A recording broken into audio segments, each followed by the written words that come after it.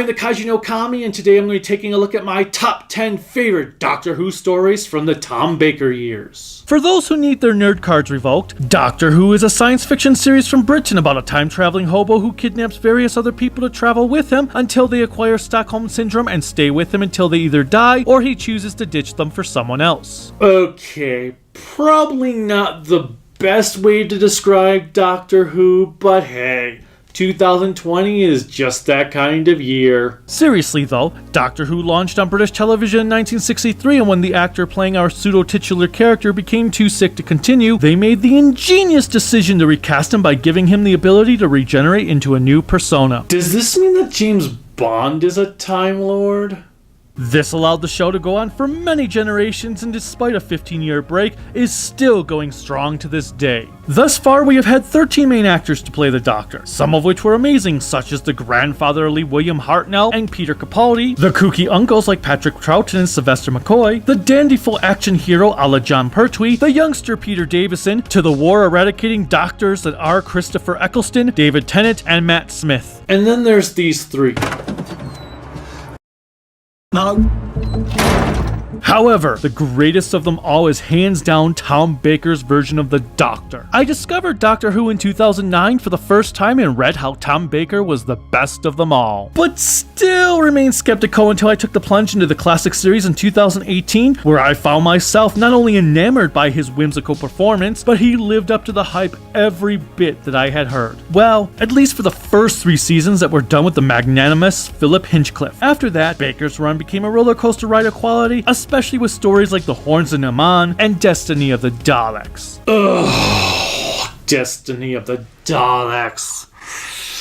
That was the story when I came to realize the Daleks had gone from everyday villainy to Saturday morning cartoon super villainy. It also doesn't help that the stories during Hinchcliffe's run were full of suspense, atmosphere, and tension as the man took Doctor Who into a more serious, horror-esque tone, which ended up being the finest seasons of the program. As such, I decided to give Tom Baker his own top 10 list, since these stories would pretty much dominate any top 10 list I were to do on the franchise, and I'd like to separate these from the rest of the franchise so that other Doctors can get some highlights in future top 10 videos. Plus, he's got 7 seasons under his belt.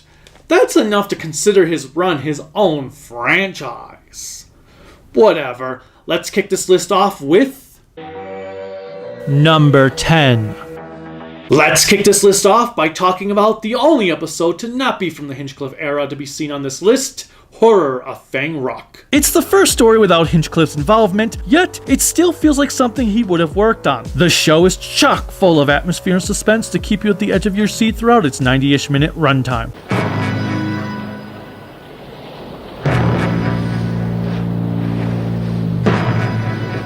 Unfortunately, not everything is a spectacle, as the alien creatures leave a lot to be desired in execution. I like the concept behind their designs, but they aren't effective and come off more silly than serious. Why invade an obscure planet like Earth? It's of no value to you.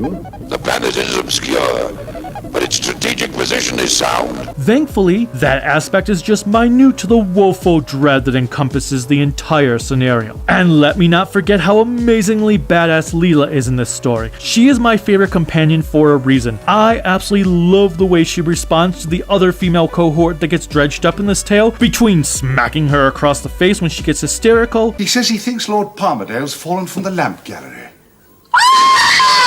Fallen? To rolling her eyes. Now we must fight for our lives.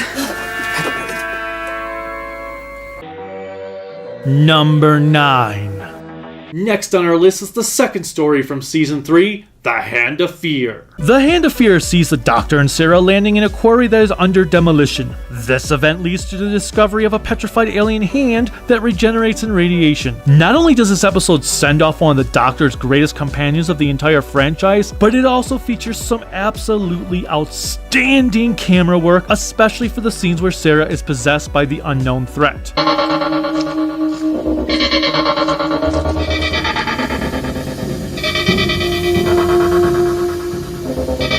Add on top some nice plot twists regarding the alien, and you will find yourself having a really good time. Oh, and the ending can be a real tearjerker for those with a soul. Don't forget me.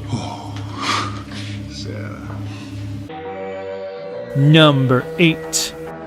The next story on the list was originally meant to be the finale to Season 1, but got carried over to becoming the premiere of Season 2, and that was Terror of the Zygons. Terror of the Zygons is like watching Doctor Who meets Invasion of the Body Snatchers as the Doctor and Sarah arrive in what seems to be a quiet Scottish village, only to find themselves a part of a bigger mystery where an alien menace is taking the form of several residents in a plot to take over the world. Oh, and it turns out the Loch Ness Monster is one of their creations.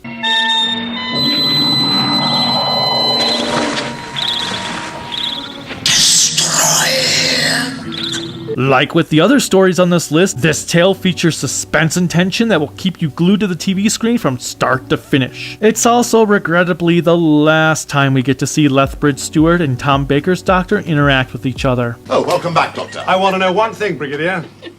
What's that? That, Doctor, is a kilt. Suits you very well.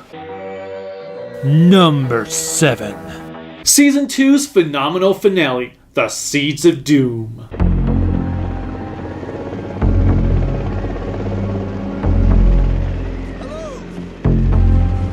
A mysterious pod is discovered in the Arctic that turns out to belong to an ancient alien race because of course it does. The pod disperses a spore that transforms one of the members of a research team and tries to kill everyone around it.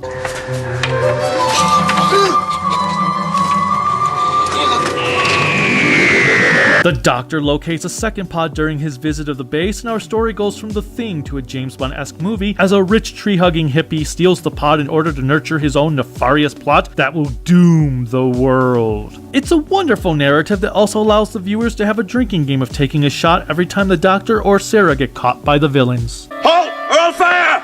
Just act natural. Get our hands up. Hello, Doctor. How nice of you to come. One word out of you and a dead little girl. How predictable. The criminal returns to the scene of the crime.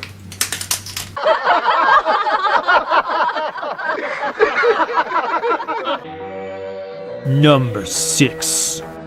Pyramids of Mars. As I have said many times, I am a sucker for anything Egyptian, and this story is like watching a mummy horror film converge with the science fiction that is Doctor Who. An archaeologist accidentally becomes a servant to an entrapped ancient alien deemed Sutek, or Set, to the ancient Egyptians, who wants to exact his revenge by taking over the Earth. Task is almost completed, Master. We need now only the target coordinates. At last. The coordinates for the Pyramid of Mars. It yet again showcases how brilliant Doctor Who can be when it tackles the horror genre in this superb story. I am actually really surprised we have never had the Doctor revisit Sutek or a member of his race at all in any of the modern series. Kneel! No! Kneel before the might of Sutek. Number 5. I return to Tom's third season once more with The Deadly Assassin. If there is one thing Doctor Who has proven to be good at, it is mixing any genre at once with its science fiction elements, and The Deadly Assassin proves that even a political thriller can be turned into a superbly finessed tale of intrigue a la The Manchurian Candidate.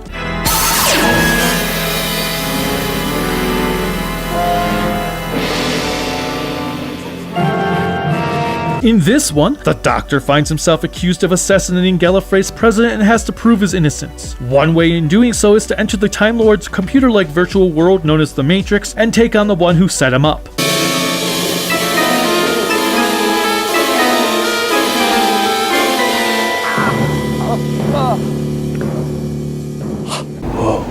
From this point, we get a scenario that makes me think of a specific sniping boss battle from Metal Gear Solid 3 Snake Eater, as the Doctor must fight for his life in a jungle against a masked adversary.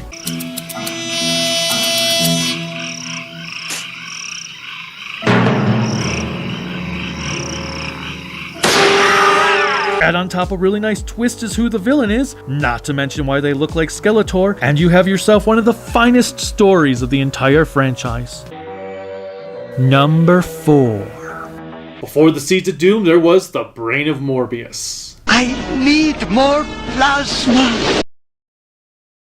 If you thought Doctor Who giving us its own version of a mummy film was impressive, you should see its take on a Frankenstein one. The Brain of Morbius is absolutely magnificent in everything it encompasses, be it the gothic atmosphere, 2 separate subplots that merge together as the show progresses, to another evil Time Lord that is executed in unique fashion. When we we formed this plan to outwit the Time Lords, nothing was said of experiments.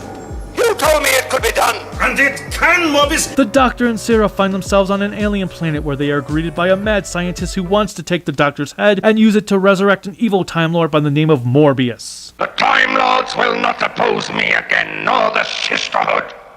In the meantime, a cult of women believe the Doctor is there to steal a drink of theirs that keeps them immortal. Both of these plots converge to provide the viewer with a grandiose final showdown that will plant seeds for a multitude of possibilities to occur decades later.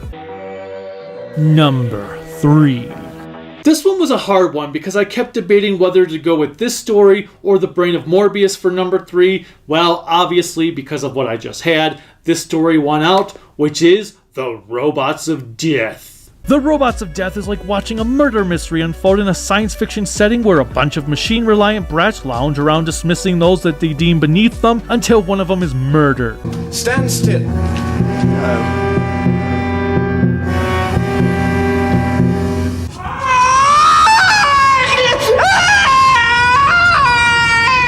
Of course, guess who gets blamed for the murder?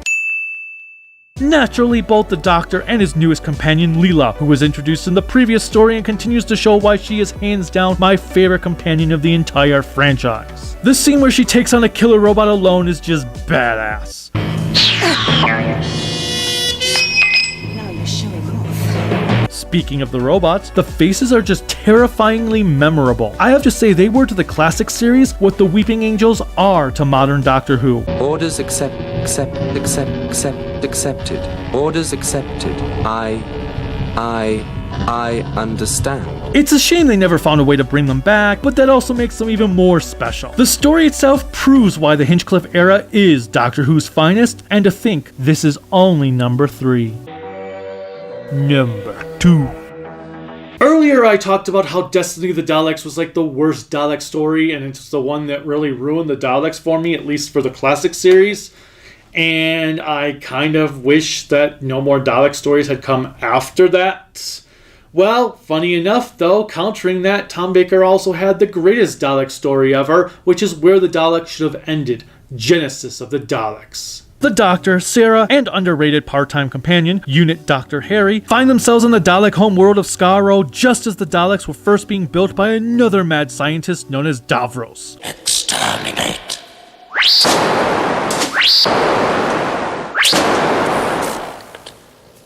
The weaponry is perfect. In this one, we get to see the origins behind the creation of Doctor Who's beloved enemies through what starts out as a basic war story that evolves into one about survival.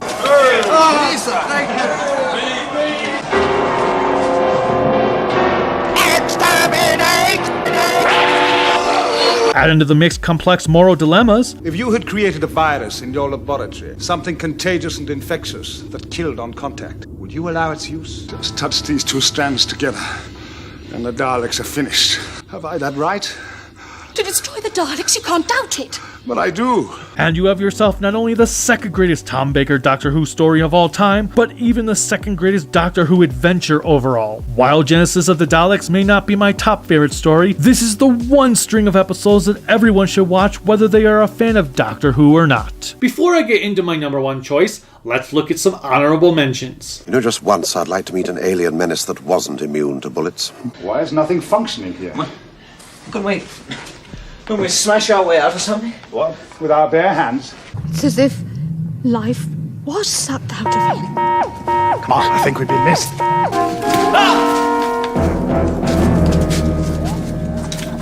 That wasn't necessary.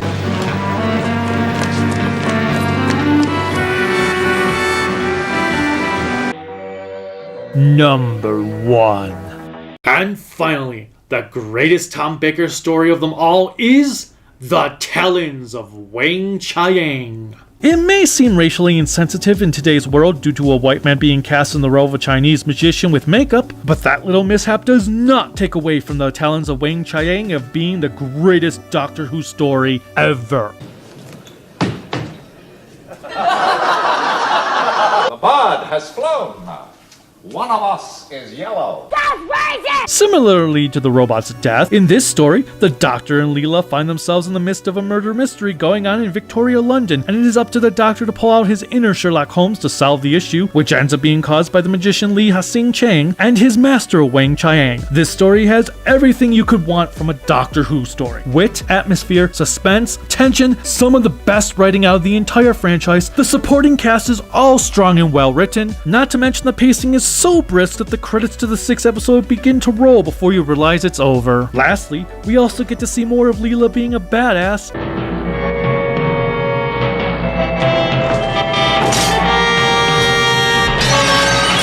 And the Doctor is just simply marvelous. Yes, I thought I told you not He to was carry... trying to kill you. Oh, well, in that case, you'd better come along. And that brings an end to my top 10 favorite stories from the Tom Baker years of Doctor Who. What is your favorite Tom Baker story? Do you like Tom Baker? Do you not like him? Do you think he's overrated?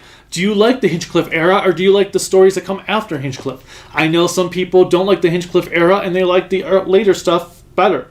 Whatever the case, let me know in the comments. Click like, click subscribe, click the bell notification, click whatever else YouTube has you clicking on to support me. You can support me on Patreon at Kaiju no Kami, Twitter at Kaiju no Kami, Facebook Kaiju no Kami, Instagram Kaiju no Kami, and my website creativitybydesignllc.com. Until next time, bye.